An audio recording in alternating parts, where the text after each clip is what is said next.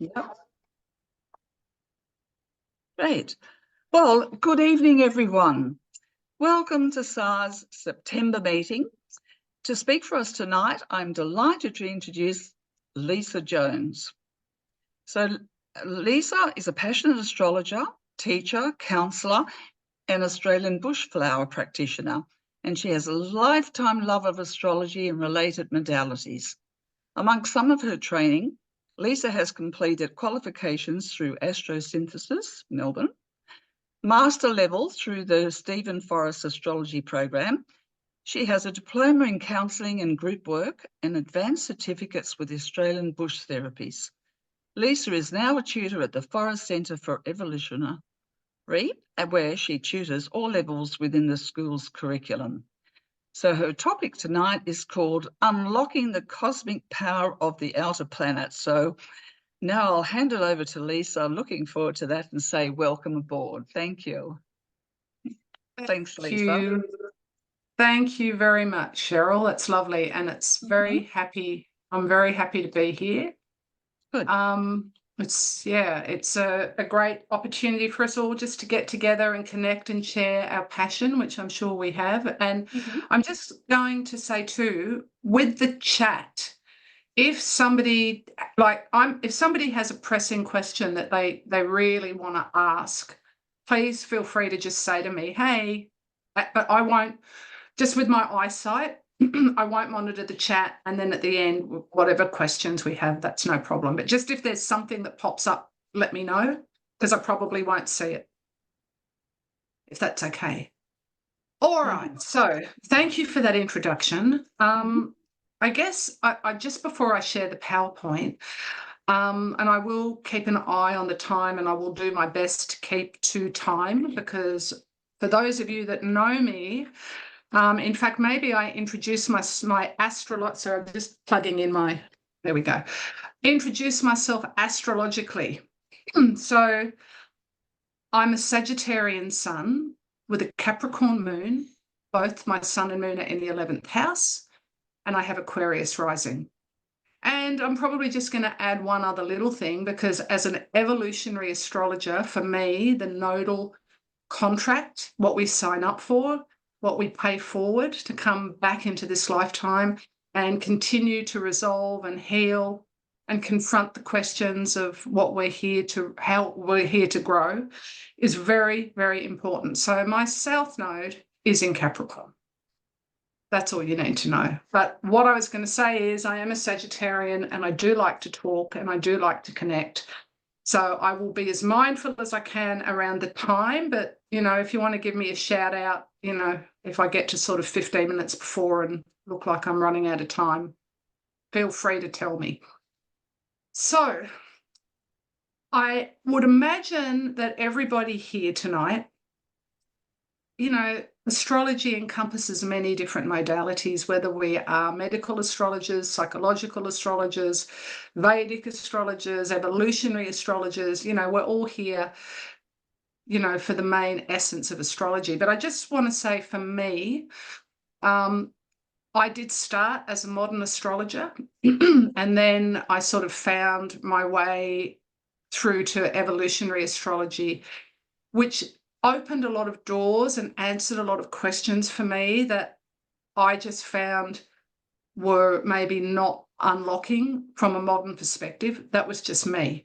So I do look at the chart from the perspective that we all come here with a feeling memory, a soul memory, a heart memory, which has nothing to do with our head, yet is very, very powerful. So I am going to talk a little bit about how I approach the transits.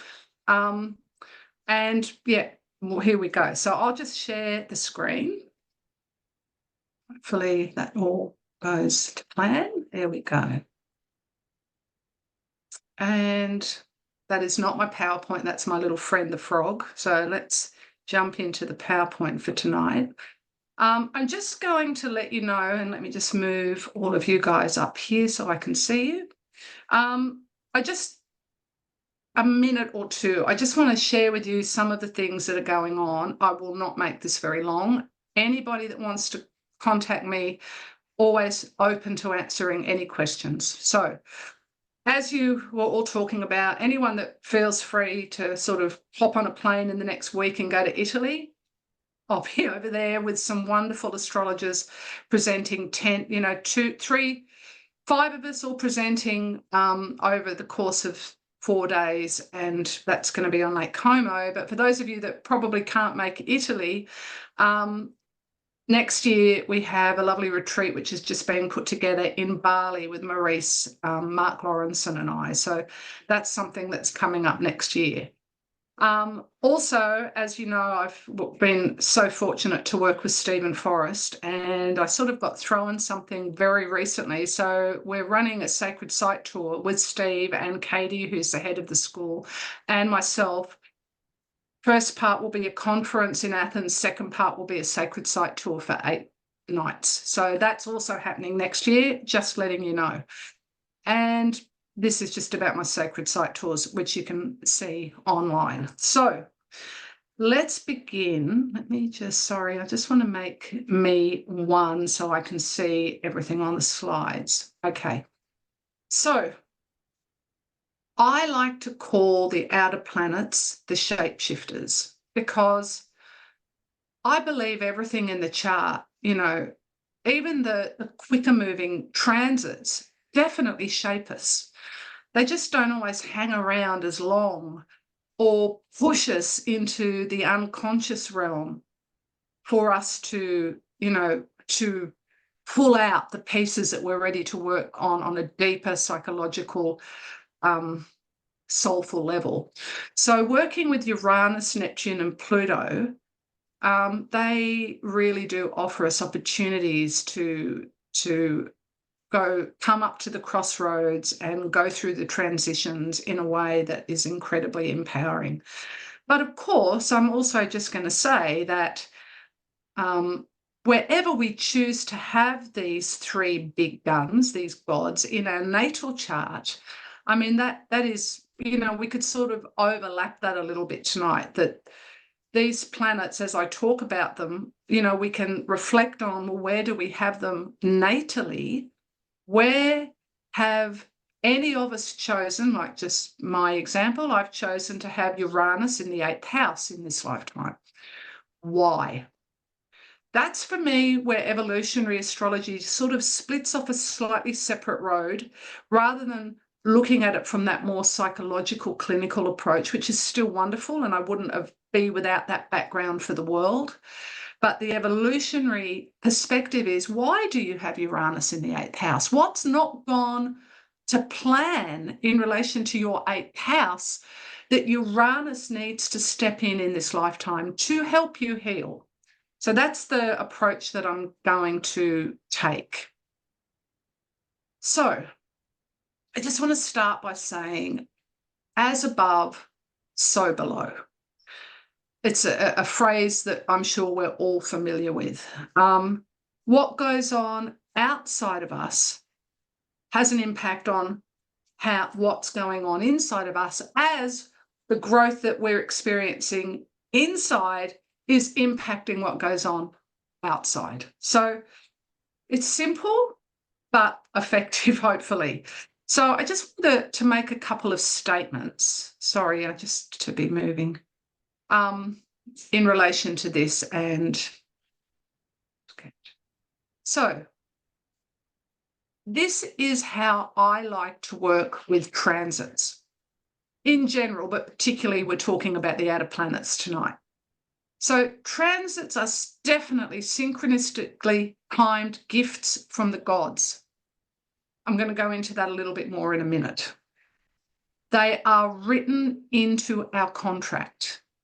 So, I believe that, before, and those of you that are here tonight that have studied with Steve, and I know there's a few of you at least, would have been doing this work, I'm sure, that our soul asked for every single experience that we have in this lifetime. And that was in that contract that we signed sometime weeks before we birthed into this physical manifestation. We signed a contract with our angels that was everything that we said. When I get down there, this is what I need. So it's not just the natal chart. If we've had this chart from the moment we've taken our first breath, what's occurred before we took our first breath for us to have the chart that we have. But it's also the transits, because as I often say to students, if your toilet broke, you would not call a carpenter, you would call a plumber. And it's a little bit the same with the transits. If I need Saturn to turn up with his toolbox, I don't call in Uranus, I call in Saturn. And all of these transits are here for our betterment. As much as we often have to go through the process, and that's not always easy, because if it was easy, we probably wouldn't make the move. We have to be uncomfortable depending on what we're working with. So, it's really important, because I still hear today, and I don't know about all of you, people coming to me saying, oh, this astrologer said, or I read this thing that, oh my God, I've got Pluto coming up to my moon and I'm terrified. And that's challenging for people, because if you have a major transit like Pluto coming up to your moon, it can be definitely life-changing, but we need to approach it in a way where we embrace it, because we've asked for it. It's perfect. It's just what we need.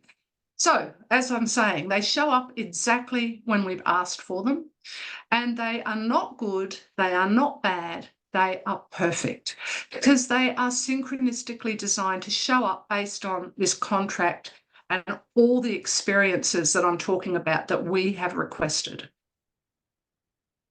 So we are never presented with anything that we are not ready for. I'm a really big believer in that too. I have a great trust in the universe. I have a lot of planets in the 12th house, and I really believe the universe has our back, and that the bullseye is there.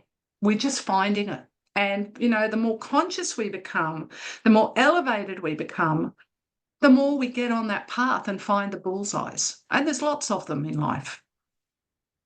So I'm just going to highlight, I'm so sorry, I have to just move things from time to time. So what is the deeper meaning of the transits that we experience? Now, this is just a little piece. This is sort of a 2-day workshop that I've sort of tried to, the Sagittarian optimist. Let's take a 2-day workshop and let's put it into an hour and a half. But I'm going to do my best to hit some of these goals for us tonight. So the first thing that happens with a transit is we have a literal event, generally speaking. Something happens in our life, and that is a reflection of something that needs to change on an inner level. So the external event happens, we recognize there is a need for a new direction. Hopefully that's what we recognize. And after we have this literal event, the aim of the literal event, the transit comes along, creates something, as above, so below, and we have an emotional response to it. And, if we can ask ourselves, what am I actually feeling? Why am I responding the way I am? What are the deeper pieces that are actually being shown to me right now? And how do we embrace those? Because that's part of, yes, the painful memory that's embedded, but also part of our evolution. And evolution simply means growth, and karma means repetition. So what is it that may need to be repeated? What are the patterns that I've come in here to really work with that is going to get me to look inside myself at my emotional being? And then, of course, underneath that is the soul level reason, which is what I sort of said before, is why do I have the chart that I have? Why is Uranus coming up to whatever point that not only does something have to literally occur, do I have to have an emotional response, but how do I get deeper into that soul meaning for this occurrence? So, and I really I feel like often the more challenging, Uranus, Neptune, and Pluto offer, huge rites of passage. And I'm going to talk a little bit more about that shortly. So, 2 types of transits.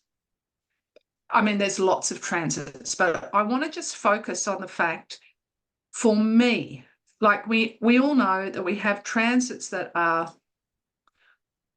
sorry, I just get this is what I mean about PowerPoint. Sometimes it does not want to play. There we go. So life cycle transits. So these are the ones that we have. We all have them. At 12, we all have a Jupiter return. At 28, 29, we all have our first Saturn return, and so on, and so on, and so on. Of course, for each and every one of us, it's going to be individualized. It's going to be different. My experience of my first Jupiter return will be different to, say, Cheryl's first Jupiter return, because of all the nuances, because Jupiter's in a different sign, in a different house, ruling a different house, making different aspects. So it's still personal. But hopefully we're going to have lots of different returns of the cycles, which are resetting processes. I think they're really important when we have any type of return. But then we have the personal transits. So the life cycle transits, the ones that we have, like I've named here. But the personal transits are the ones that are totally unique to our life journey. And they are very much, I've just written here, a major piece of the labyrinth of our evolution. So everyone, of course, does not have Pluto come and spend time with their moon, for example. If we have a personal transit like that, we know that this is something that we have really sought out. This is, if I see something like that, I'm obviously going to pay a lot of attention to a Jupiter return. And I want to drill into it and understand what it's about for this soul. But if I see something like anything that's personal that everyone is not going to have in this lifetime, I absolutely want to focus on it, because it's been called in for a reason. And what I was going to say before too, just in relation, these outer planets are also called transpersonal planets, generational planets, collective planets, unconscious planets, interpersonal planets. They're all one and the same. So when we think that these planets are symbolic of what was going on in society at the time I was born, and how did I absorb the imprints of society, and how do I then bring those into the society I'm part of as an adult? So we know there's all of, these are all wonderful pieces to look at with the outer planets, but they're also unconscious. And so for me, they tap us into the unconscious. And the unconscious, I could say they tap us into the unconscious, which is maybe a bit more of a modern approach. But regardless of what type of astrology, we all have an unconscious. So, or I could say they tap us into the soul contract, which is nothing to do with our head and everything to do with our heart. Same, but different. But the unconscious for me is like this vacuum sealed place that all the buried, painful treasures are placed until there is a moment in time that we have decided that that vacuum can be opened for just a moment to release something into the atmosphere of our soul, out into our consciousness, so that we can heal. And so that is what I believe these outer planets particularly, and I'm not saying other planets can't do it, but these ones particularly really drill into the deeply embedded DNA of our soul, whichever way we want to look at that. So paying attention and embracing the change. So let's start by having a little bit of an exploration around Uranus.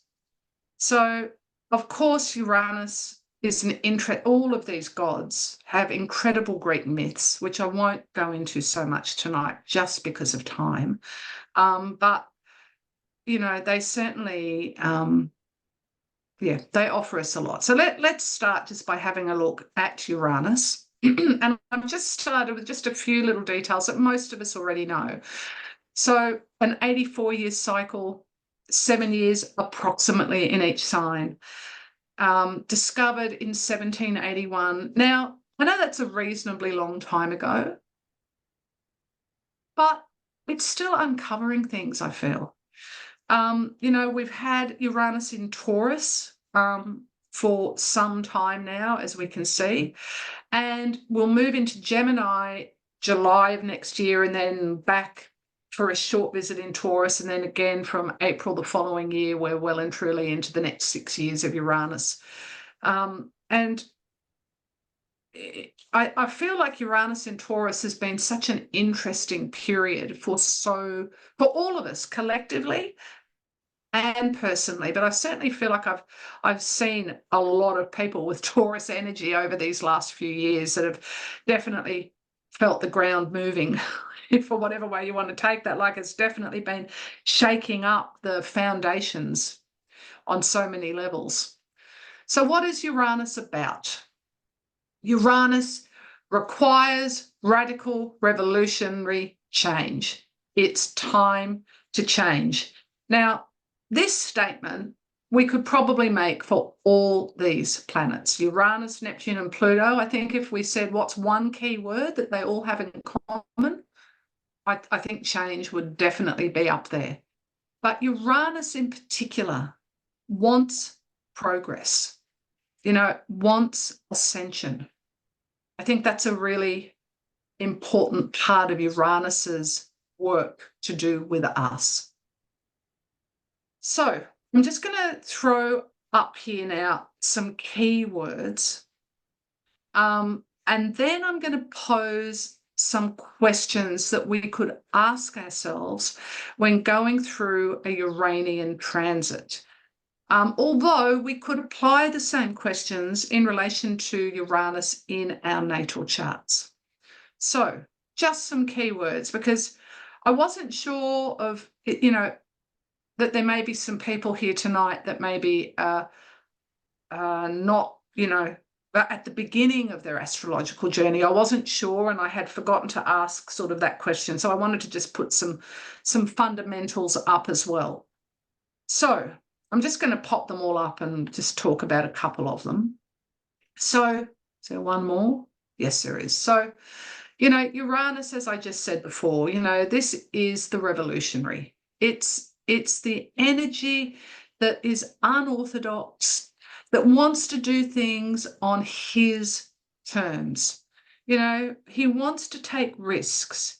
He wants to be innovative, or I should say, this is what he offers us. You know, he pushes us to outside of our comfort zone so that we do things in new ways. You know, now that can be that we take a road, you know, that perhaps, you know, if we're tapping into the revolutionary side of who we are, means that we take a road less traveled. You know, maybe, I mean, I guess astrology is a wonderful example of Uranus, because even in September of 2024, we still live in a world where a lot of people consider what we do to be unethical, not okay, devil work. I don't know, but it's still there. I mean, so you know, Uranus says, you know, that's okay.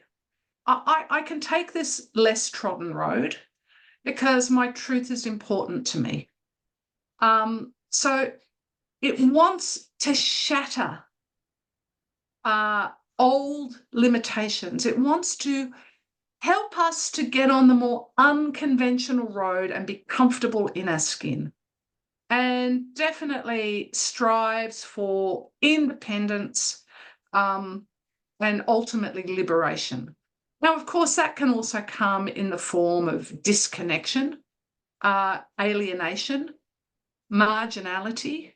You know, there's a lot to these planets, and I'm aware I'm sort of condensing it down, but I guess just to think, wherever you've chosen to have Uranus, or probably in relation to tonight, even more importantly, where you have Uranus by transit right now, he is offering you the ability to wake up to something.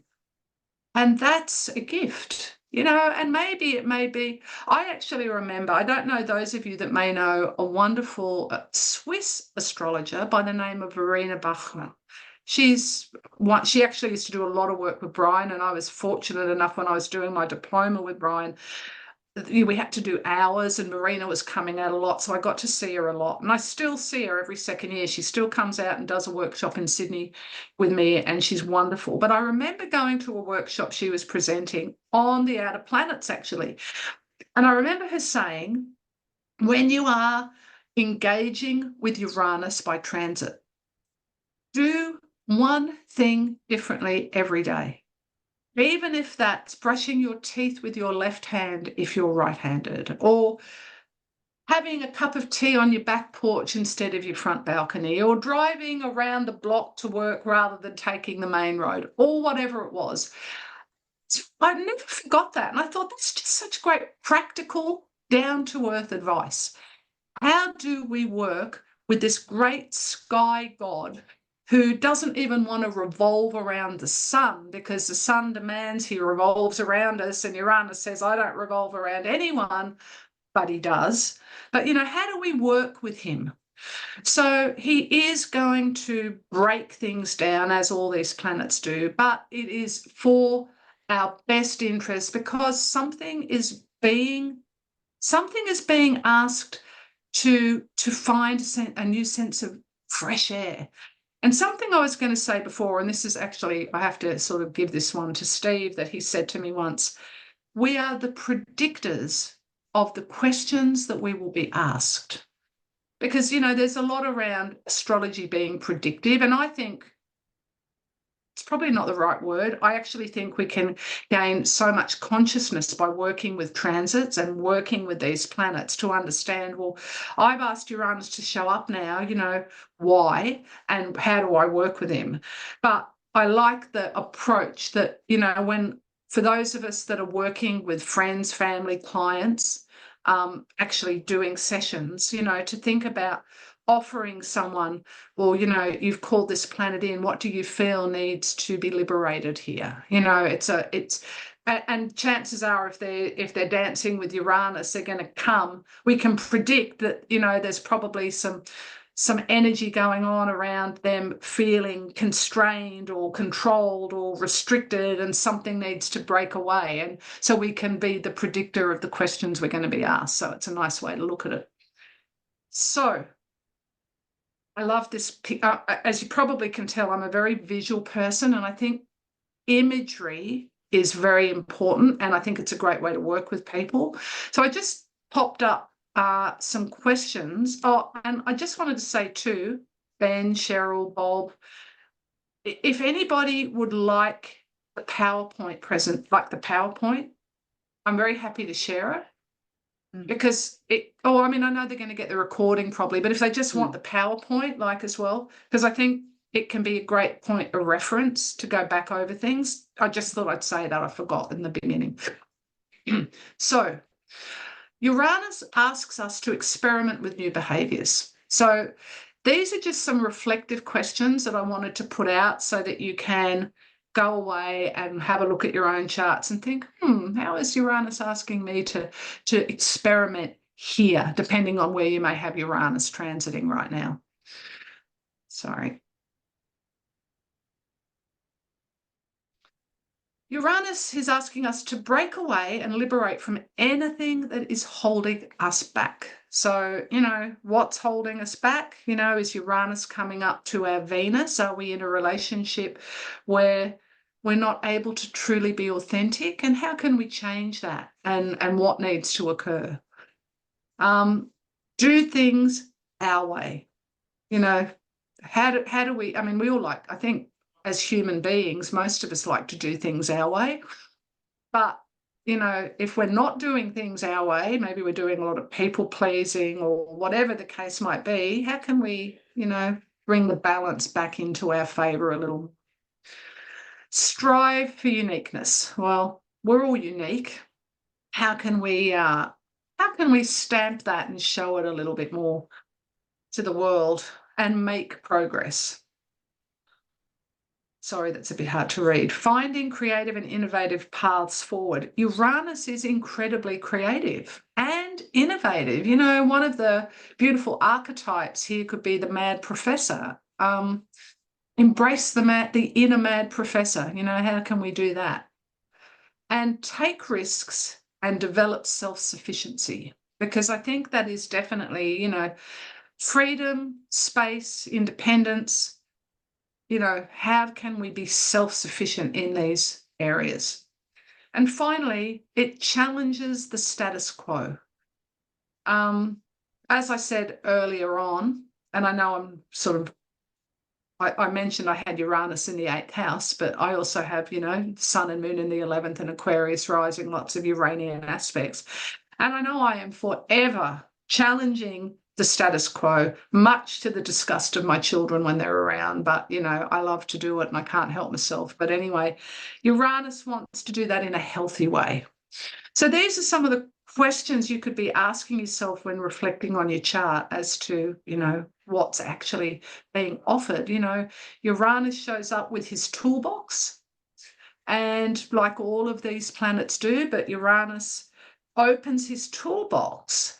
And we can ask ourselves, what's inside that? What tools is Uranus offering the planet that it is transiting? Always remembering the house that that planet rules. And I'm sure most of you would be remembering that, but I'm just mentioning it because sometimes it gets forgotten.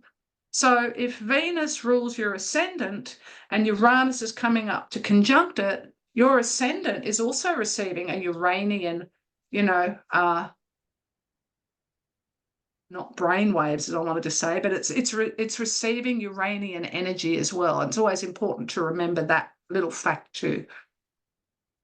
So, also to remember, where does Uranus actually live? And I probably should have said that at the beginning. So when working with these planets, we always have to consider not only, you know, Uranus coming up to a planet, but where is that planet? What's the archetype? What's the house? But also, what does it rule? And where does Uranus live? Because all of these points are going to be part of this transit, this one transit. So, yeah, so that's very important to, you know, I don't know about, again, I'm not getting to hear from you at the moment, but maybe afterwards I can. I feel like, and I guess because I do lots of mentoring of people that want to be professional astrologers, I feel like often we can feel at that stage of learning like we need to hurry through because there's so much in a chart to give someone. But I have found simplicity to be sometimes much more profound, where when we just focus on, you know, like I just said, one transit can have 8 moving parts to it. And you can just talk about that and fill a session and even maybe have a follow-up very easily. We don't, you know, sometimes just drilling in a little more into something gives people the opportunity to really pull things apart and explore them more. Anyway, for what that's worth. So now let's explore a little more of Neptune. Just keeping an eye on the time. Okay, I love that picture of Neptune. He looks like he's literally just come out of the water. So again, just a few little statistics. 165-year cycle. Now we've got 14 years in a sign, discovered back in 1846. Of course, presently in Pisces, hovering around, I think now 28 degrees today, but it's been at that 29-degree mark. So soon, the first ingress into Aries. I mean, it's just such a powerful time at the moment with all the energies. But when we think about all these, the transitions that are occurring with these outer planets is very, it's an exciting time to be alive. We're all part of the collective of what's going on. So I think it's really amazing. So I love this picture. And I love this little phrase because for me, it's so beautifully Neptunian. And her heart finally told her to let it all go. That just feels like Neptune putting his arms around us. So again, same pattern. Let's just throw out a few key words and just talk a little bit about Neptune. Is there one more? Yes. Now, I just want to make this little note too. I feel that, Uranus, Neptune, and Pluto, often I hear, and again, I'd love to hear from you at the end, that Uranus and Pluto are like they're to be, they pack a punch. They're, we know when they are there. I feel, and I guess I'm saying this since having Neptune square my sun. I have a 25-degree Sagittarian sun. So obviously Neptune was hovering around sort of 22 to 27 degrees for some time, squaring my sun. And I think only then did I really grasp the enormity of this transit through my own experience, which is always often the best way, that I think this can be sometimes, I don't want to say not the hardest because we're always having a transit for a reason, but I think this can be not the easiest to maneuver because with Uranus and Pluto, they are in your face. You know they are there. But Neptune can be invisible and we just don't quite know where Neptune is, and it's very elusive. And so it's not so easy with Neptune to see a definition. And I think that can be challenging for us. So anyway, talking about Neptune, obviously Pisces in the 12th house, we could apply this next rule to, but Neptune, it's of another dimension. It's formless and infinite and about the elevation of the unconscious. And I think, just talking about those realms is not even always easy. How do even just like at the moment thinking about Saturn in Pisces, bringing form and boundaries and outline to something that is infinitely formless, so it's not necessarily always easy. I think when working with Neptune, working with art forms, drawing, vision boards, imagery, dreams, all of that, I think often sings to people because ultimately for me, and again, I guess from an evolutionary perspective, what I find the important thing for me as someone that goes to see an astrologer and for those that I want to sit with that come to me, I want to talk to somebody's heart. And yes, we have to talk to the head and we have to compute and digest all the words. But ultimately, I think we're here to help people, support people to grow and be re-empowered and get on the road that they're here to be on. But I think it's so validating for a soul to feel seen in a way that I believe these the whole chart, but that these transits and planets can offer us.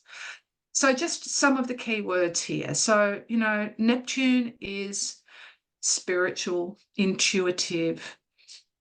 Neptune is the artist. It wants to transcend. It wants to elevate us. The mission for Neptune, and I always think, and I'm sure those of you that know me that I've talked to about Neptune in the past, Neptune always reminds me of Star Trek. And when I was a very little girl watching the old reruns of Star Trek and, the black, I think they were even in black and white, I don't know. But anyway, Dr. Spock and Captain Kirk and the other guy whose name I can't remember, they would pixelate and disappear, very poor technology, because they were being beamed up to the mothership. And so Neptune always reminds me of that image. And, with Neptune, we're no longer who we were, but we're not yet who we're becoming. So who are we? Who knows? Lost, probably, which is a wonderful Neptunian gift. Because when we are lost, when we lose something, what do? We go look for it. So Neptune offers us the opportunity to be lost. And that gift helps us to go and find who we are. And being lost is not an easy thing. It is an overwhelming thing. And it's to be handled, I think, Uranus, breakthroughs, mind games, fast, neurons firing off, insight, light bulb moments. But Neptune is flotation tanks and imagination and gentleness and intuition and holding the space and allowing the floodgates to open. So it is such a different energy to work with. But, as these words on the screen, say to us, they are about merging a greater whole, a oneness. They can be about sacrifice. Certainly, as that beautiful picture said, just let it go. Trust the universe will catch you. Know you're being guided. Now, this sounds simple in theory, but when we're experiencing Neptune on an intimate level, it can be just like wondering what on earth is going on for us, which is why I think it's so wonderful as astrologers that we can support people to at least feel like they're not going crazy. Because I know with times in my life, if I had not had astrology, I'm sure I would have checked myself in somewhere. So anyway, we know it can be the addict, we know it can be the rescuer. It can be elusive or create illusion, but ultimately it is compassionate and forgiving and, really, and also very creative energy, of course, too. It can be enmeshed. That's another side. So let's I keep going to say throw up some questions, and then that sounds terrible. Put up some questions about reflections on how we may begin to work with Neptune. So, I love this. To dream the impossible dream. That's such a great Neptunian. If you were sitting with a client, talking to them about what they dream of, not just what they dream of when they go to sleep, but what's their vision? And that's probably the next thing I think that I'm going to have come up. But when I was doing this, I actually thought, to dream the impossible dream. And I thought about the song that my grandmother used to play when I was growing up. And I actually went and listened to it. And I'm sure whoever wrote that song, and I should probably know that, but I don't right now, they must have been going through a Neptune transit because the words are literally all about Neptune. So it's very interesting.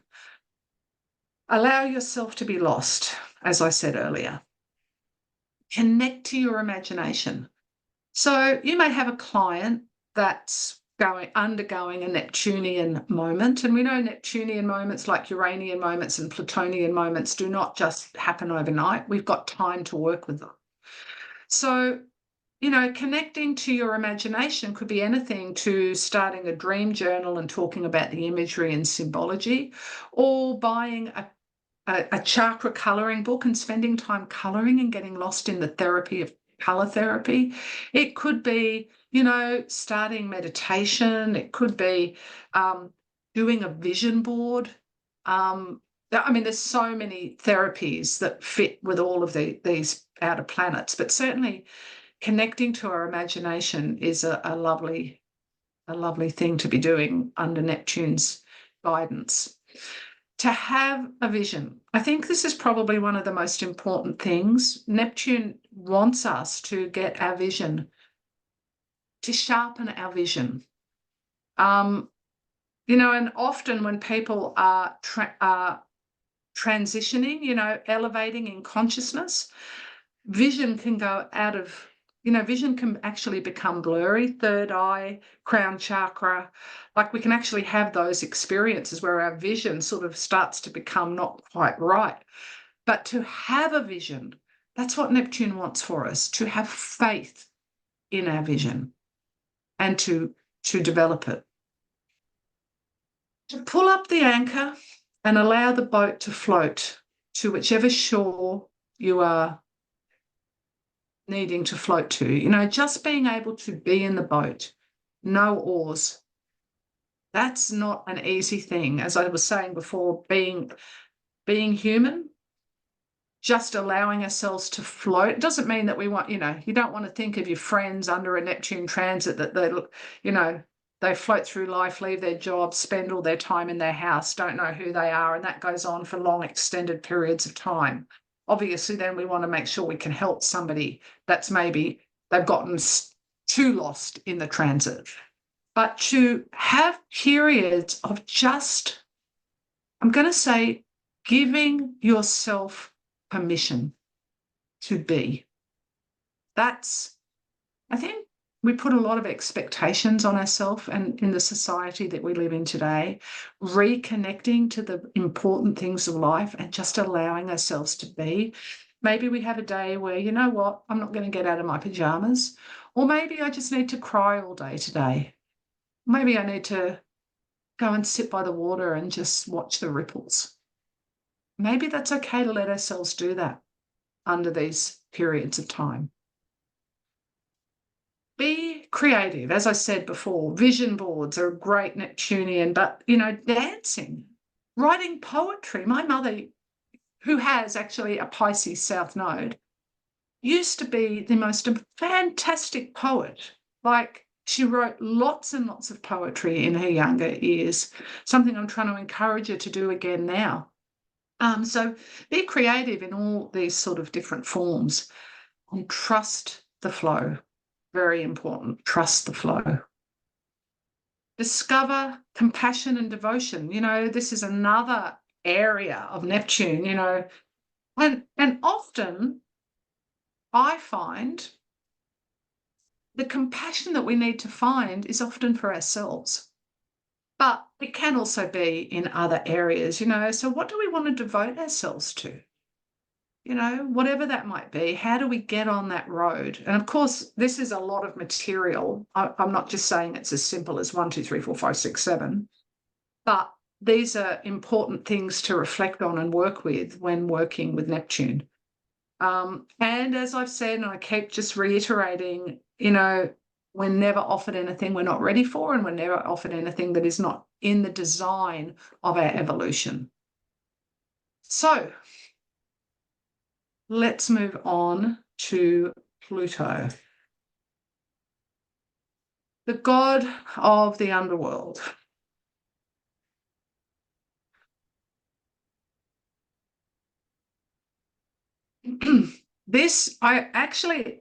I did a presentation on Pluto, and this slide was actually part of that, but I popped it in here because I loved the image. And I just wrote this little thing. I am actually just going to read this. So I've just said, when we call Pluto into our lives, he is not to be feared, but is an opportunity to delve deeply within ourselves, confronting the darkness and ultimately emerging stronger, harnessing our inner power for the ultimate outcome, which is profound personal and spiritual growth. And I think this picture really depicts the whole cycle of life, death, rebirth, regeneration as the offering from this little girl to the god of the underworld. So again, just a few little details. A 248-year cycle with an elliptical orbit, of course, spending more time in one sign than in another. Spending times outside the orbit of Neptune, discovered in 1930, not that long ago, like not even 100 years ago. So it's and there's been lots of demotion and all of that from an astronomical point of view, but Pluto is certainly well and truly up there in the astrological stakes, I think.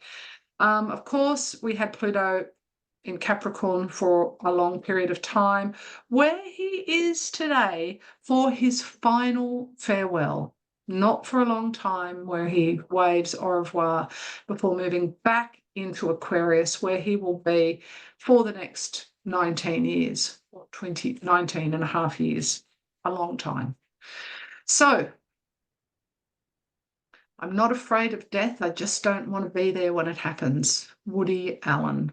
What an incredibly interesting character that man is. We could do a whole workshop just on his chart, my God. But this was something he said, and I thought, that feels very Plutonian to me, and very Woody Allen at the same time. So, the evolutionary potential for Pluto, the god of the underworld. Now, Plutonian transits, I'm going to say I feel that there's so much information on the internet today, and I think that is wonderful, but I think it's also dangerous in some areas because people, for multiple reasons that I won't open that soapbox up now, but there's a lot of people come, they maybe they're interested in astrology, they want to have an astrology session, they maybe don't know too much, they haven't had any training, but they can read a lot of information. And then they see that they're having Pluto visiting them somewhere in their chart. Well, obviously it's always going to be somewhere, but they've read something and they're scared to death, literally. And I find that Pluto, that's Pluto. More people come scared of this planet than welcoming this planet. Even people that I know that have very good astrological wisdom and knowledge can go, oh my God, I just can't wait for this Pluto transit to be gone. And I understand that because I've had a lot of Plutonian transits in my life, and I know that they do take us to the depths because we're ready for it. And we're ready for the excavation. Because for me, one of the archetypes, we certainly talk about the god of the underworld, the god of the sky, the god of the ocean, now the god of the underworld, the gatekeeper. And he asks us to descend, no doubt. And I remember when going through major Plutonian transits, if someone could have said to me, we're selling boulders, would you like us to roll one in front of your front door for a few years? I probably would have said, yes, please. Because I just, that need to spend some time descending into the darkness so I can sharpen my senses and really look deeply within myself and come up with the rawest, most authentic, honest answers. That's what Pluto wants for us. And, it takes a lot of focus and a lot of demand. And, I remember once someone coming to me, they did not know any astrology. I don't want to say they were an extrovert, but they had they did have an extroverted chart. Lots of fire, lots of air, lots of being out in the world. And they were having, I don't remember what it was, but it was a very intimate Pluto transit. And they thought they were going mad. And I remember them saying, I don't know what's wrong with me. I don't want to go to parties. I don't want to spend time with my friends. I literally just want to lock myself away in my house. What do I do? And I guess I think that person left feeling relieved. And, I think even if we can just understand that of Pluto, if we think about being an archaeologist, another archetype for Pluto, archaeologists, just put short, they go out on a dig, they plan it for years, they take time to get there, they set up tent, and they can take years to dig. And I mean, this is one of the things I love about going to Greece, because the amount of amazing stuff they're still uncovering, and what they have, of course, uncovered, and how it's just incredible. But Pluto is the archaeologist, because he is wanting to take you on an excavation of your soul, and you're ready to go there, to trek and dig and excavate maybe broken pieces of who you are, pieces that have been deeply buried, maybe for lifetimes, at least this lifetime, but quite possibly more. Maybe they're ancestral. Maybe they've come from the patriarchal or the matriarchal lineage. Who knows if they're strong 12th house?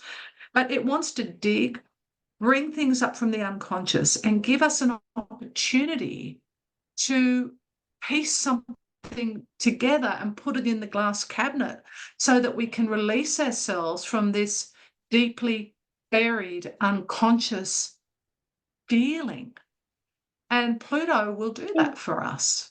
So, it's a real gift because of everything else that goes along with Pluto. So let's just put some keywords up.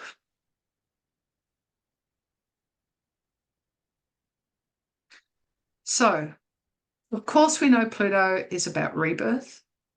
It's about life and death. Of course, it doesn't have to be the physical death.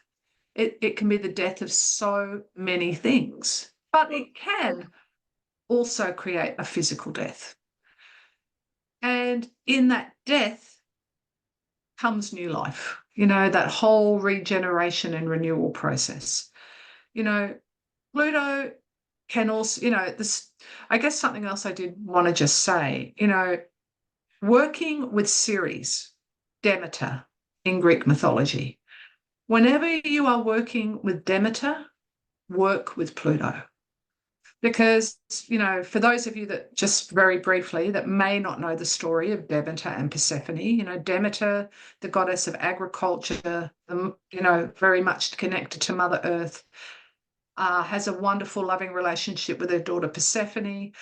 Persephone was a beautiful goddess. Pluto saw her, wanted her, and absconded with her into the underworld. And that plunged Demeter into absolute grief in the loss of her daughter, who she was seeking out. She didn't know where she was. And because of that, everything became barren. Long and the short, it's a long story, but the long and the short of it is she ended up finding out that Pluto had come and taken her daughter into the underworld to be, his wife, to become a woman. There was a separation that was required, but Zeus ended up having a chat to Pluto and convincing him to allow Persephone back up onto the earthly plane, where she could spend 6 months with her mother and the other 6 months in the underworld with him. And so the cycles were created. And the story of Demeter and Persephone is one of attachment, separation, grief, loss, trauma, crisis. So, amongst many other things, but they're, certainly part of the story.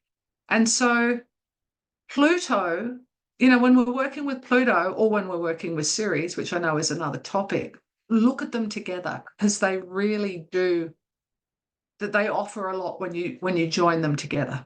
I just thought I would share that. So, Pluto can be about betrayal. It's definitely about empowerment, personal power, self-empowerment.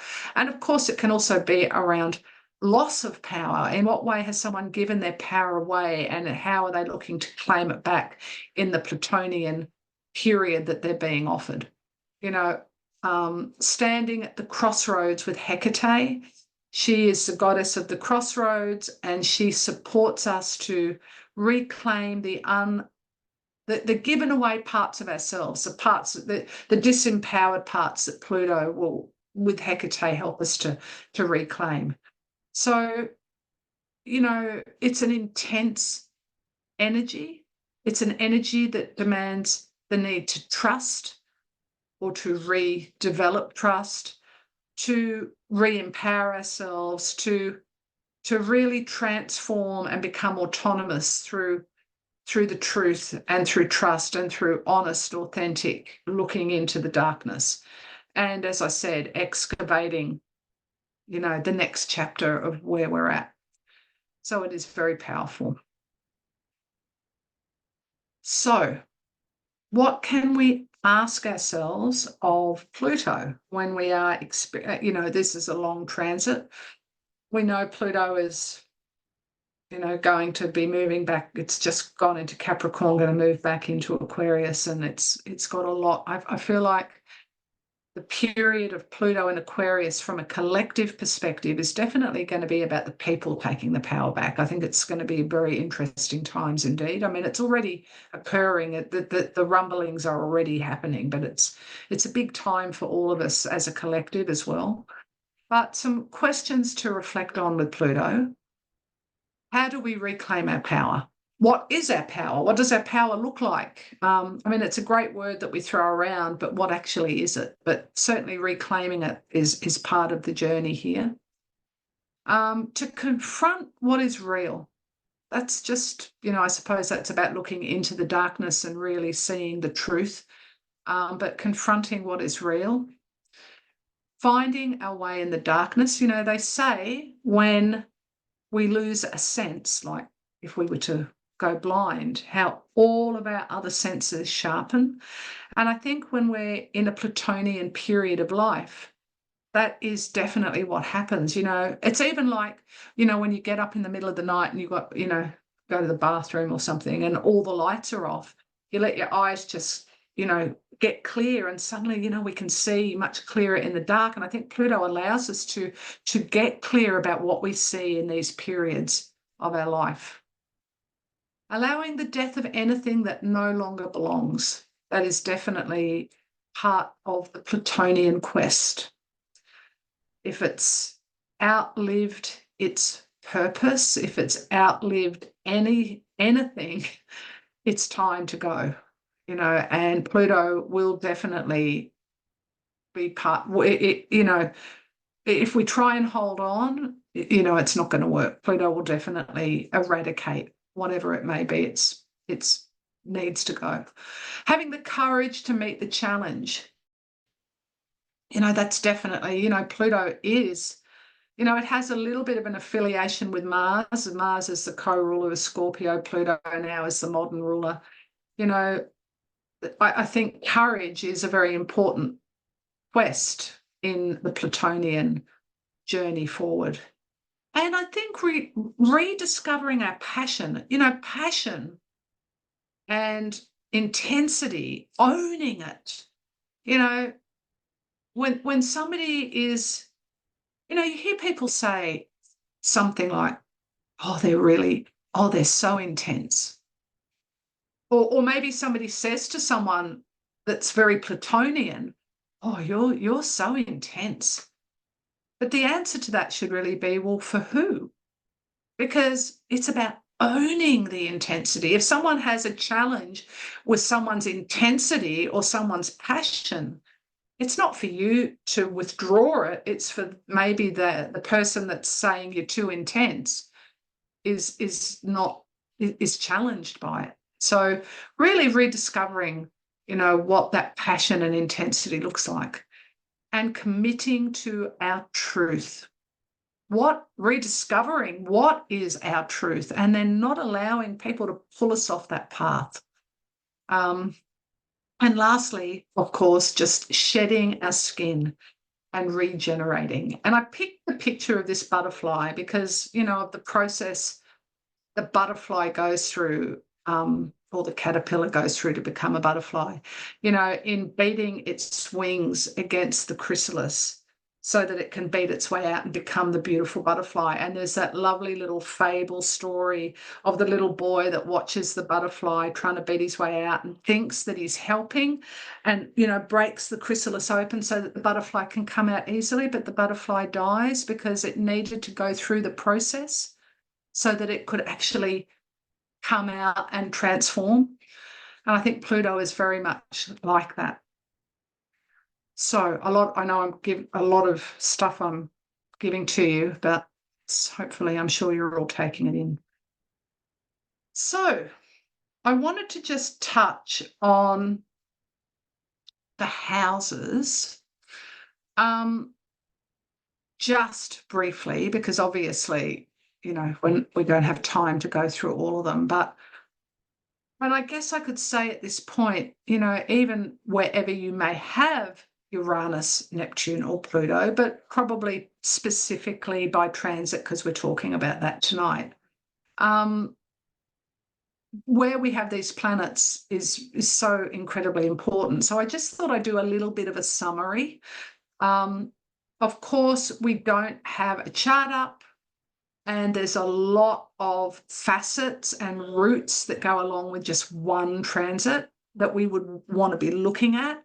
But I'm sure all of you are able to look at your own charts and have sessions and do all of that. So it'll be interesting for you to perhaps go away and maybe uncover something that you hadn't realized. But let's just start. I've just grouped the houses into houses, well, just the fire houses to start with. So if you have Uranus, Neptune, or Pluto transiting one of the houses of houses of life. So the houses of life, for those of you that may not be familiar with that term, and everyone isn't, they are the fire houses. So they're the houses that are about spirit. They're about life force. They're about energy and vitality. And we know that the first house, the fifth house, and the ninth house are the houses of life. So if you have, and as I said, this is very general, very broad brush, just because I didn't want to leave them out, but I just need to make it just short for now. But if you have one of these planets moving through your first house, what is it that you are looking to seek out in relation to the development of your personality, in relation to really claiming and saying, who actually am I and who do I identify as? And, so of course, whether it's Uranus, Neptune, or Pluto, each one of those are going to offer something different. But in relation to the first house, it is, and also, what's my image? How do I look like? Often people have these planets transiting this house. And from the time it begins to the time it ends, they can look like totally different people in that transformative process. And of course, the first house is also a house that is very much about the physical body. So, that's also part of, if you're undergoing a transit here, that, the physical body, listen to it and respond to it accordingly. But certainly identity, personal awareness, and personality will be part of what's looking to make changes, and the fifth house is certainly going to be about the sense of spirit and and I'm just making these short, but I'm just trying to offer like one important sentence for each house. For me, of course, we know probably fifth house words that you're all maybe thinking of right now: creativity, self-expression, children, all of these things, playfulness, definitely all up there. But one of my favorite words for the fifth house is joy and love. So what is asking to be renewed, changed, transformed, surrendered, broken away from in relation to finding your joy? And the ninth house, of course, the natural house of Sagittarius, if we have planets transiting here, we are really being asked to look at what is it that we believe in? What are our belief systems? And what's our faith? And how are we integrating, faith in ourselves with our beliefs and our philosophies? And how do we get a bigger picture of life? How do we see new horizons? What is changing in relation to this area? So I'm, as I said, I know this is very broad brush, but hopefully it just gives you some more food for thought in relation to where you may have these planets moving through at this moment in time. So then, of course, we have the houses of substance. these are not typically evolutionary terminologies. These are probably terminologies I learned a long time ago, but I think they're really relevant. The earth houses, very much about the physical, are known as houses of substance. And just that word, to me, these houses are connected to work, earning money, what I do for work, that I'll talk about in just a minute. But they're certainly about making something real. So if you have one of these planets moving through your second house, let's imagine you're working this lifetime on your worth. So quite possibly there's some earth tremors or lightning bolts or tidal waves or periods of dark clouds occurring that will get you to really see in a new light how lovable you really are, or how worthy you really are, or how deserving you really are, or what is it that is truly important to you? Because the second house is about the treasure chest that says my values. So values are very important, as are resources. I've said a lot more than a few words for the second house. It's a house, it's got a lot of roots to it. So, maybe there's an upheaval in relation to your resources, because that's going to get something to change.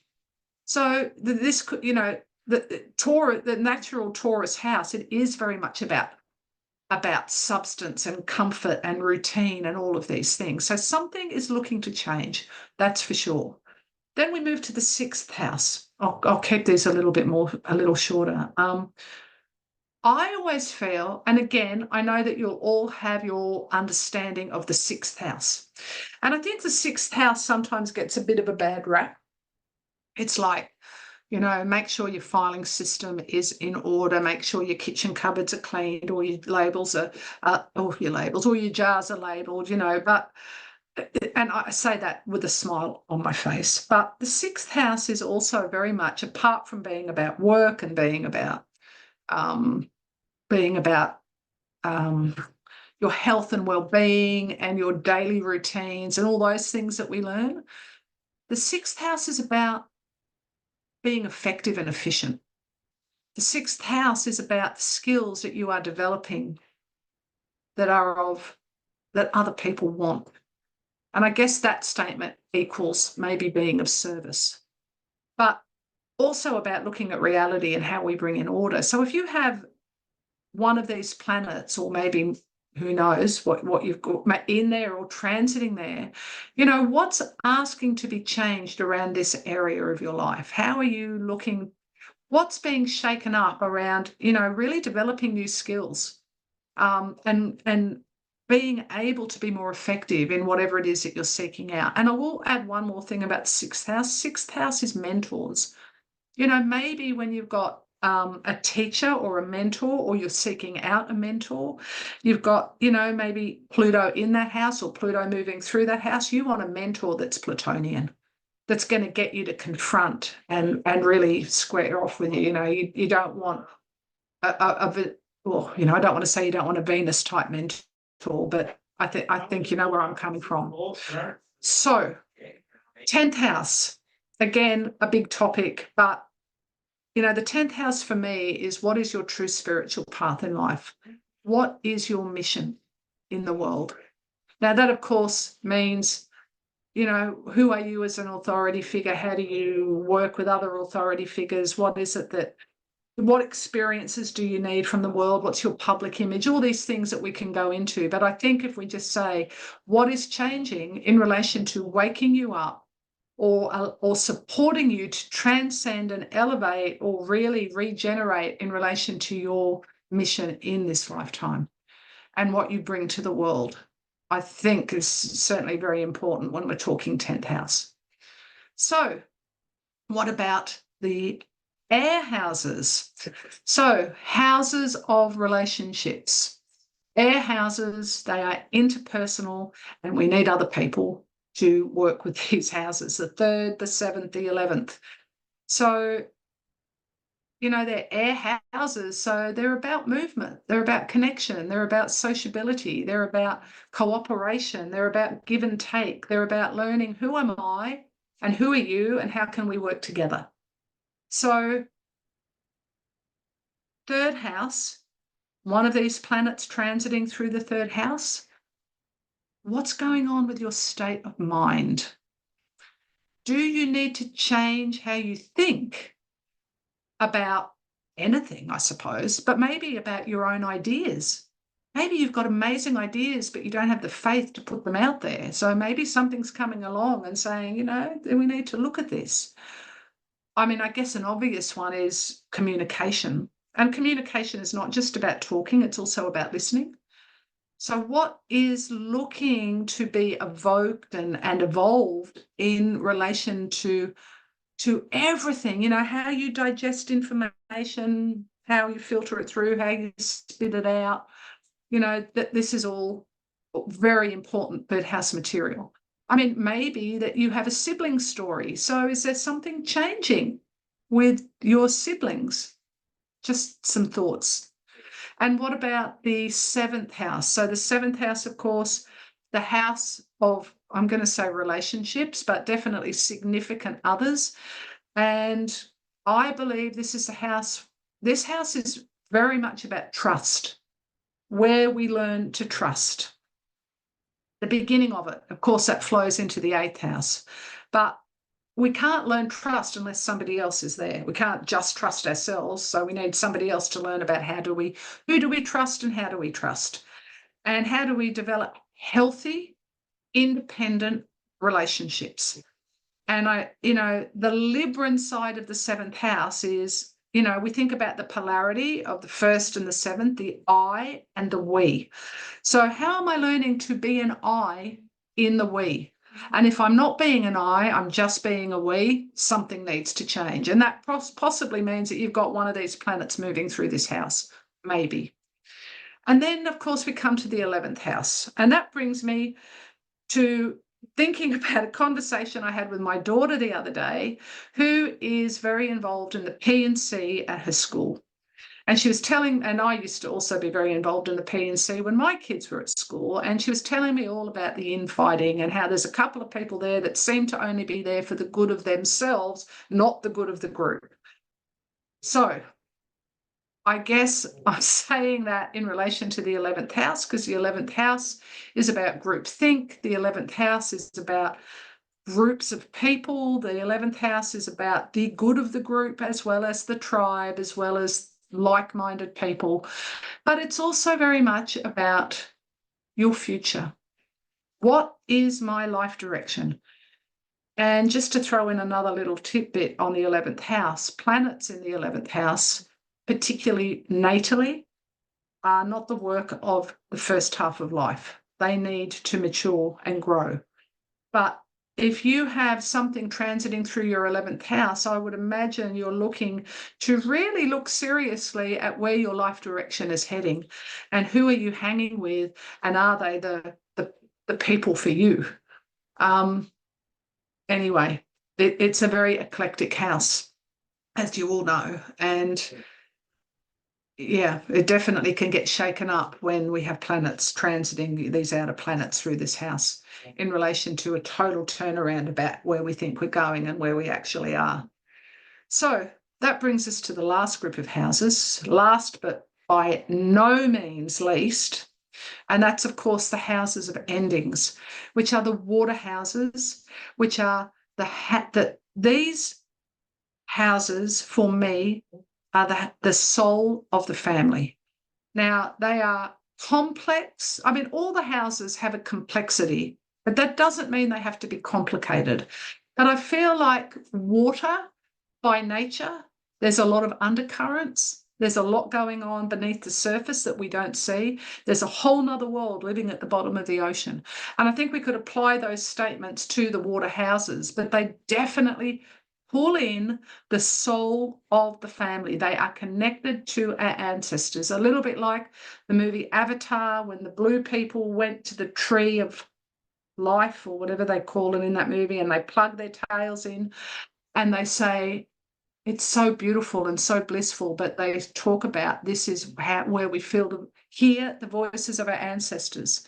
That's certainly very much the 12th house for me astrologically. But if you have something moving through your 4th house, I'm going to say, and Uranus, Neptune, and Pluto, what is being, actually, no, let me go back a step. The 4th house is the midnight hour. And the midnight hour is very different to any other hour, obviously, because it's midnight, but it's quiet, it's silent, it smells different, it's dark. We can hear things in a new way. So the 4th house for me is very much like this midnight hour. And, of course, the IC is involved, and the angles, of course, are another part again. But apart from all the childhood, maybe childhood stuff is coming up. Maybe there's something, I'm sure we're all doing lots of work on ourselves. And, we get to a certain stage in life and think, oh, I've done that work, fantastic. And yet, as we often hear, it's like an onion, the layers just keep peeling back. And sometimes we can have done all this amazing work on our childhood, our home life, our parents, whatever it might be, and yet it gets represented. So maybe something's being represented to you to explore and examine if you have one of these planets moving through your 4th house. But the one thing I will say I'm going to say 2 things. One is the 4th house for me is about looking inside the inner image of how you see yourself. What's the inner image of you? So how is that changing in relation to whichever one of these planets is moving through there? And what is the well? The IC, if you've got one of these planets crossing the IC, you are being asked to look into the well that you can draw on. If you think about the IC as a well that you drop down a bucket, you reel it up, and that's the resource. Well, what's your well look like? And if these planets are hanging around the well, then there's going to be a lot for you to draw on, or that's being asked to come up. There's a lot. I love to talk about this house. The 8th house, of course, continuing the soul of the family, family values, family inheritances, families' attitudes towards love, relationship, of course, all the other things we know of the 8th house, taboos, occult, sex, death, deep life bonds, partnerships, trust. It's an immense house. It's where we do the deep dives. So, spending time doing some deep dives and looking at maybe trauma or crisis or renewal or, the person you've been married to for 30 years or a value system in the family that needs to go, whatever it might be. It's a very it is a psychological house that has, great opportunity to free ourselves from some of the family patterning.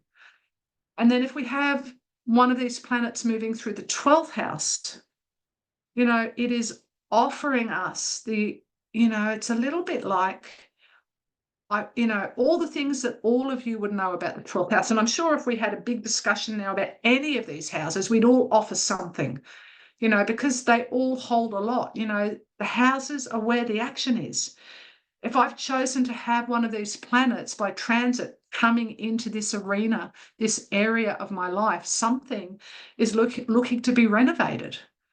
So if it's the 12th house, whether it be our trust in the universe, whether it be our vision, whether it be what we need to let go of, whether it be a spiritual life, or whether it be something in the matriarchal, patriarchal line that has been handed down to us, that we are looking to break those patterns.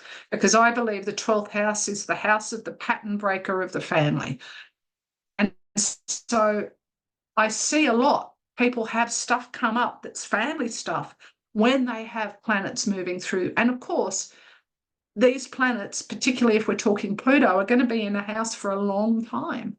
So, there's a lot to uncover. Anyway, I just wanted to bring that to the table, because, we could spend a whole session just looking at each of these sections, but something I hope for you to really digest and think about. if you have, wherever you have these planets moving through. I'm sorry, I'm just not able to spend more time talking about that. Now, I am aware that it is 8:30. I'm pretty happy that I managed to time that in an hour and a half. I know I've talked a lot and thrown a lot at you.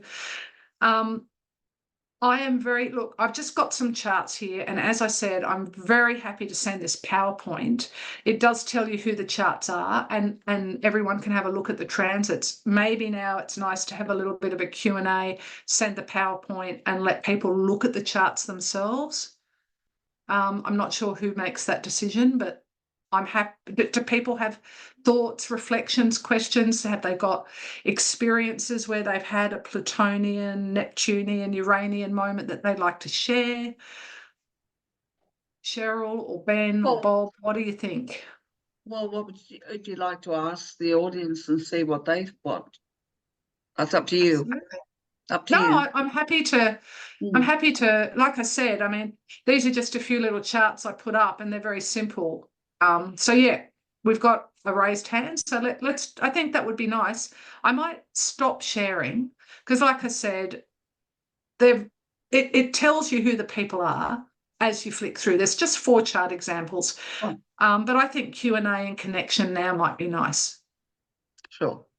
If everyone's happy with that, I'm happy with that. You know, it's 8:30. I'm also aware people's mind by this time of night we start to get tired. So I think, how do I say your name?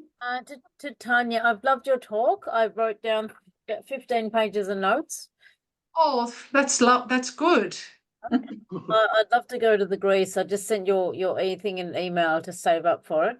I've 51 3/4. My Saturn return is due soon, so I'm working on my passion is writing. Oh, wonderful. The girl reminded me of Banksy, the Banksy picture with the little girl. So. Oh yes. And I've done a lot of calming adult colouring in books. Pluto's my favourite. I've been working with him since 97. I'm not afraid. He's like a dad. He's like a brother. He's like he's yes. I love that. I love that you say that. Sorry, I didn't mean to cut you off. Thanks, Molly. You're lovely. Thank you. You're so right with what you just said. You know, Pluto or Uranus or Neptune, the only way forward is to embrace them. You know, they come to us and they offer their dance, and we want to learn to dance with them. Yeah. Because that's how we grow. And I think, I love that you said that. Dives and delving. I've been working since 20s, and I've got Pluto in the 7th house. Doing a lot of clearing now. You said that 6th house stuff. Got Saturn in the 4th house, and I thought what the caterpillar calls the end of the world calls a butterfly. I was reminded of that saying with the beautiful butterfly, and I feel I've gone through. So I used to feel guilty for breathing, and now I feel like I'm a strong, vivacious woman with so much to give the world. I'm got 18 self-help books and about 60 novels in the works. I'm 51. I don't know how I'm going to do it, but I've got to. You will do it, because everything is possible when you put your mind to it and you embrace these energies. On this other webinar, they had the word impossible, and there was a pencil rubbing out the I and the M, you know? Yep. Yeah, that's like beautiful. Audrey Hepburn says, I love the word impossible. The very word says I'm possible. Yeah, I love that. Oh, I love that. Thank you so much. So that's my thing. I'm writing 2 stories about Pluto. One's fiction, one's non-fiction. Oh, sorry, could you say that again? One is what? One's fiction, one's non-fiction. Oh, fantastic. That's one of my passions, and so. Oh, me too. Oh, I love that. I'd love to hear more about that. Yeah, let me just write down, leave the chunks. I've emailed your because when you were putting about the great, right. And I was so excited about it because I had to miss one in 2019 because I couldn't save up enough. But now there's a whole year, so I can do that. I might be able to get NDAS help as well. So wonderful. That's great. Thank you so much for sharing all that. Good. I hope I didn't hold the chat room, but just like No, that's lovely. thank you. Thank you. Hi, Lisa. My name is Yvette. Hey, Yvette. And just a quick mention, I've had Pluto across my ascendant. I've had Neptune, which rules my 7th house, oppose my, this is over decades up, mind you, oppose my ascendant. I've had Uranus just gone past my conjunction with my natal sun and moon, and about to hit my natal Mercury. And I've got Pluto currently on and off for a number of years, opposing my solar arc sun. And I also had Uranus by solar arc hit my natal Mars in the 12th house, at which time a car hit me. So I won't go into the whole history, but I just thought I'd let you know. I certainly can tell you that all of them have certainly been quite action-oriented, let's say. Except Neptune, Neptune wasn't too bad when it was in my 7th house opposing my ascendant. That was not, well, I speak late, but yeah, I had a major health thing go on, yeah. So you have to say that astrology does something. Absolutely. You cannot make this stuff up. You can't it's make just it up. incredible. Yeah. It's so synchronistic and incredible. So can I ask you, I mean, I can hear that's, as you just said, over decades, a lot of offerings for you to be who you are today and who you're becoming, because I think we're always becoming the best version of ourselves. We're always looking to fulfill our potential. So of all of like those little transits that you just mentioned, is there any one that you would say, there was something that was the most challenging or the most liberating or the most confusing? I think Pluto crossing the ascendant was challenging because I went through a near-death experience. And I was overseas in Malaysia at the time. And I mean, I went to get off the bed and turned and saw my body on the bed kind of thing. But the effect of that transit, apart from that, was challenging.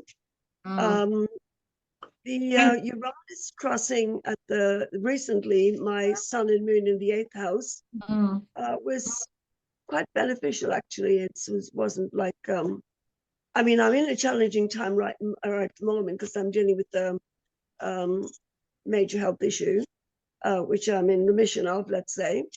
But Uranus was quite helpful to that.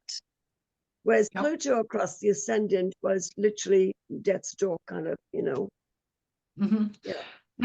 And certainly, I mean, that's an awful thing to have to experience. I can't even begin, well, I can imagine, but I don't know what that would be like. But well, I was 21 at the time, and I was 21 at the time. I was traveling overseas with my husband, and I miscarried when I was in Singapore, and he literally had to carry me out of one hospital, put me on the train, take me up to Malaysia, knock on the embassy door at 8 o'clock in the morning. And they said, you have to go to hospital now, you'll be dead in an hour, kind of thing. Wow. Yeah, that feels... Kuala Lumpur Hospital, which was a teaching hospital for doctors, but all the nurses were fully qualified from all over the world. It was very brand new at the time. Professor Lawrence Chan was the doctor that looked after me. And I remember saying to him, I said, I've just had this thing where I saw myself on the bed. And he said, oh, no, you've just had a fever. Your fever's just broken. But I heard him go around to the next room and ask the nurse what the hell happened. So he obviously knew that I wasn't just saying it. Yeah, it wasn't like a dream. No. That was definitely a very Plutonian experience. But being 21 at the time and then continuing travel up to Europe, I really was very, very unwell. Like, and no energy kind of thing, Yeah, anyway, I thought I'd throw that at you in terms of the 3 outer planets and the fact that at 76, I've been through a lot of those transits and experienced them, and you can survive them. You do. You become more, you grow from them. Yeah. You grow from them. Thank you so much, Yvette. Yeah. It's very rich. With you. Very rich. Thank you. Anyone else have any thoughts or questions or? Yeah. Lisa? Yes. Who's that? Bob. Hey, Bob. There you are. Can you hear me? I can. Yeah, I think that phrase "I'm possible" from impossible was was used by Audrey Hepburn amongst others anyway. And the Impossible Dream was written for the stage show La Mancha, which was the story of Don Quixote, yeah, who was the eternal dreamer, searching for chivalry and, you know, the eternal optimist and so on, which is, I think, very Neptunian, obviously. Yes. And I actually, you are definitely right. And I actually did read who wrote it, who wrote that song. And I really would love to research who that person is. And if I could get my hands on their chart, I could just about guarantee we'd see Neptune, because the song is just all about Neptune. It's incredible. And thank you for sharing that. Yeah, it's a fantastic, the music from that is amazing. Yeah, so it was written by, who was it written by? Someone, Mitch Lee. The lyrics were written by Joe Darian, so you'd need to check both out. Okay. You can email me that and I will check it out. See what we can uncover. And my other question, and thank you for the presentation, it's been fantastic, really, really good. Oh, that's good. My question was around the contract. Yes. This idea that we decide to come into this life and we choose the circumstances and so on that meet us in life. So how does that square with, you know, things like, let's say, the stolen generation or the Holocaust or these sorts of kind of events? How do you, in your kind of approach to that idea, how do you approach those sort of, does that mean those people chose that in your kind of sense what a of wonderful, that is an amazing question. What a wonderful question when we've just got a few minutes left. All right, let me try and look. Just how do you approach that? It's a big question, obviously. It is a massive question. So let me try and just boil it down a little bit. That if I was to be sitting with someone that has an imprint of that sort of experience, you know, the experience of that someone of the stolen generation, Holocaust, or even just a personal story of maybe adoption, or you know, that sort of theme. Yes, I would probably sit with that person, and by looking into the soul's story, the feeling memory of the soul, you know, why have they chosen to repeat such a massive experience again? What is the healing that is to come from that? Why?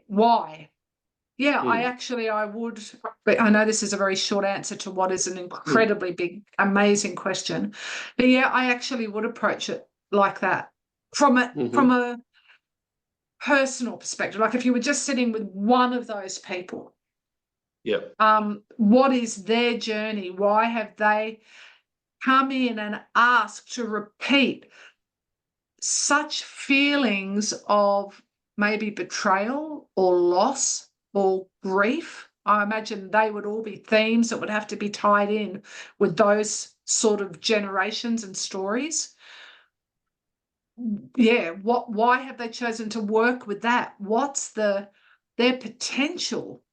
You know, because everything that's seeded has a fullest potential.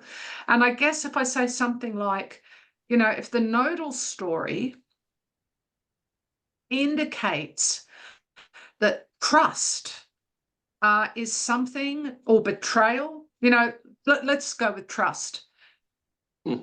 I have that the soul remembers in their heart they couldn't trust or there was a betrayal, or there was a grief around that in this next lifetime, I'm going to repeat or recreate situations that give me the opportunity to heal what I haven't yet resolved.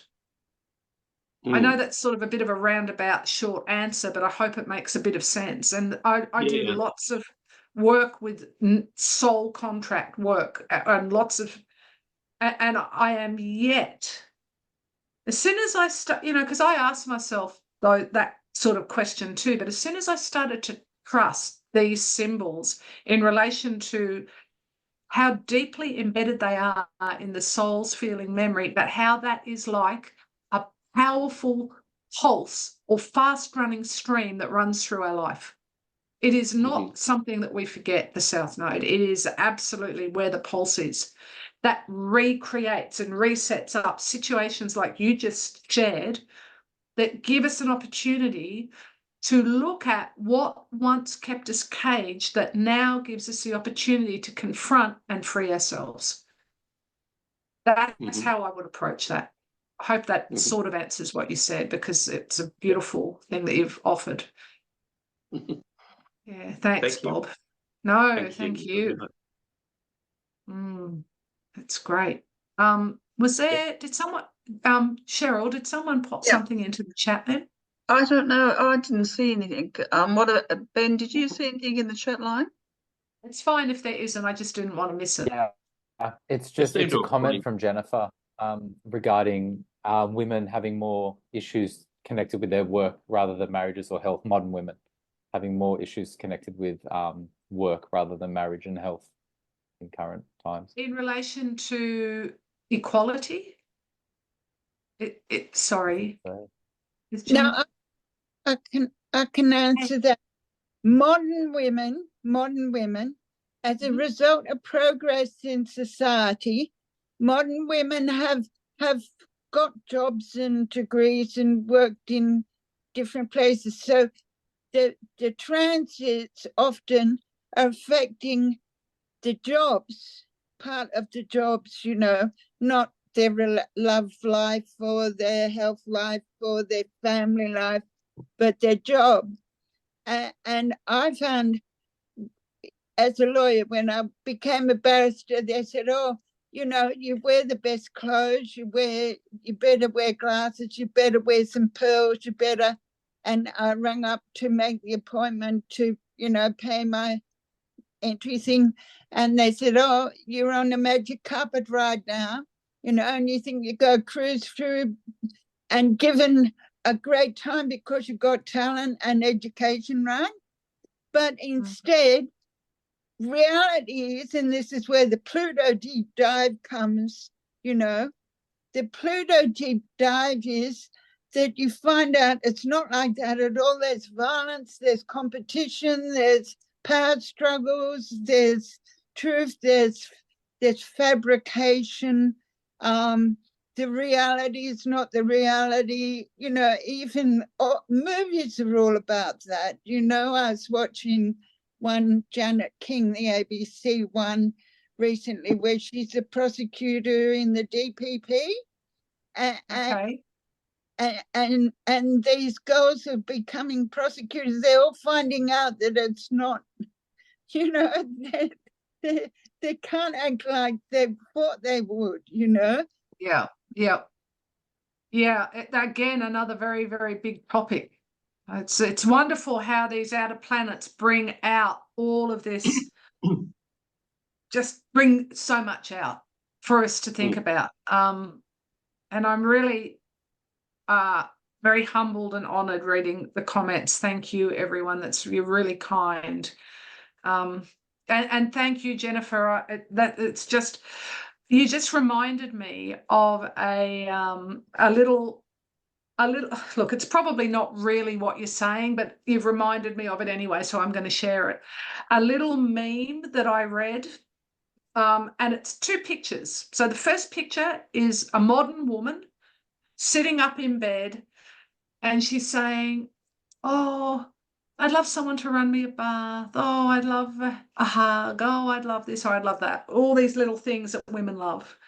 And then the next picture says, blast, I forgot that I'm a modern everyday woman or something, a modern powerful woman. It's just like you can't have it. Like it was just basically saying, you know, the contrast. How can I be that and have that? How can I have both? Anyway, it was very cute. I'm not saying it properly, but anyway. That's cute. That's like what you're saying about the 12th house of the imagination and how we're encouraged to create imaginary things, because as we go through school and society, we get socialized.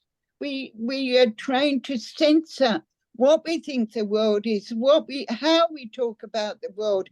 We are trained to censor what we see and what we believe until we fit in with a whole lot of different groups of people.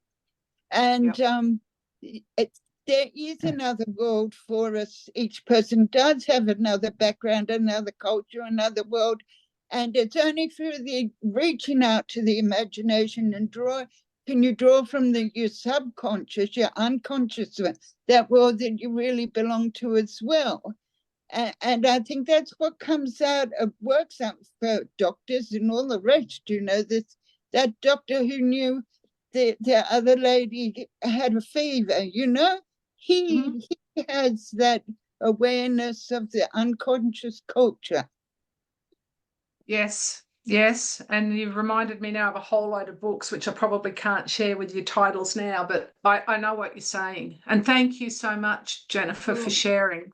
I know it's getting late for everybody. Thank you. Thank you, Lisa. That was wonderful. But at least the essence of that was just having a look at all these majors and where they're going through each individual's chart. And so I'm quite sure we can all get something from that anyhow, just looking at where it's affecting us, each individual one. So yes, it was a good insight. Introduction. Yes, well, that's good.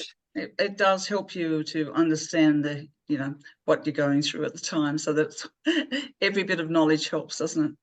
Oh, look, it does. And in an hour and a half, it's a big topic. We could talk about one of these planets for 2 days. But I guess if we just think, why do I have this here? What is it actually offering?